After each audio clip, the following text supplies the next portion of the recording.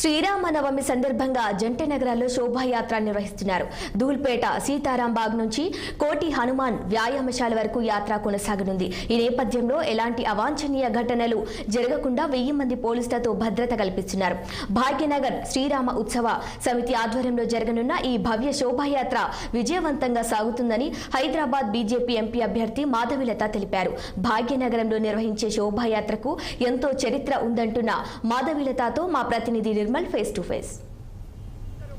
ఇప్పుడు ఈ శోభయాత్రలో భాగంగా మాత్రము ఇక్కడ మనకు ఎంపీ అభ్యర్థిగా పోటీ చేస్తున్న మాధవిలత గారు ఉన్నారు. తనతో మాట్లాడి తెలుసుకుందాం. మేడం, ఇప్పుడు శోభయాత్ర చాలా ఘనంగా కూడా జరుగుతుంది. ఒక 10 సంవత్సరాలుగా ఇక్కడ నుంచి ఇప్పుడు కోటి వరకు సాగుతున్న ఈ శోభయాత్ర ఇక్కడ ప్రత్యేకత ఏంటంటే, భారతదేశం అంతా ఎన్నెన్నో శోభయాత్రలు జరుగుతున్నాయమ్మా, కానీ మా పాత బస్తీ హైదరాబాద్ లోక్సభ పార్లమెంట్ లో శోభాయాత్రకు ఒక అద్భుతమైన ఒక చరిత్ర ఉంది. దీని భాగ్యనగర్ శోభాయాత్ర ఏదైతే ఉందో, ఈ శ్రీరామనవమికి ఇక్కడ ప్రతి హిందువు ఇన్ని ఏండ్లగా ఎంత కష్టపడితే తప్ప వాళ్ళ హిందుత్వాన్ని వాళ్ళు నిలబెట్టలేకపోయినారో ఆ బలమంతా ఈ శ్రీరామనవమి రోజే వాళ్ళు పొందుతారు. కాబట్టి ఈ శ్రీరామనవమిలో జరిగే ఈ జైత్రయాత్ర మాకు ఇక్కడి నుంచి వస్తుంది.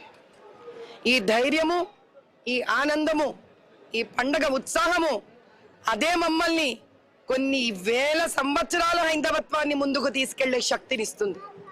ముఖ్యంగా ఈసారి జరిగిన రామచంద్రుడి ప్రాణ ప్రతిష్టాపనతో మేమందరము ఆ బాలరామచంద్రుడికి ఈరోజు సూర్యవంశ తిలకం ఏదైతే దిద్దారో అయోధ్యలో, దాంతో మా రామచంద్రుడు మా సీతమ్మను పెళ్లి చేసుకొని పట్టాభిషేకానికి తయారైపోయినాడు. ఆయన పట్టాభిషేకం కళ్యాణంతో రామరాజ్య స్థాపితం అంటారు. సరే, ఈ శోభయాత్రకు మాత్రం ఎలాంటి చర్యలు తీసుకొని ఇప్పుడు భక్తులకు కూడా ఇబ్బంది కలగకుండా చూస్తున్నారు? భక్తులకి ఎప్పుడు ఇబ్బంది కలగదమ్మా, ఏ రోజు ఇబ్బంది జరగలేదు, ఇంకా ముందు కూడా భక్తులకు ఇబ్బంది జరగకుండా మేము చేసే ప్రయత్నం మేము చేస్తాం.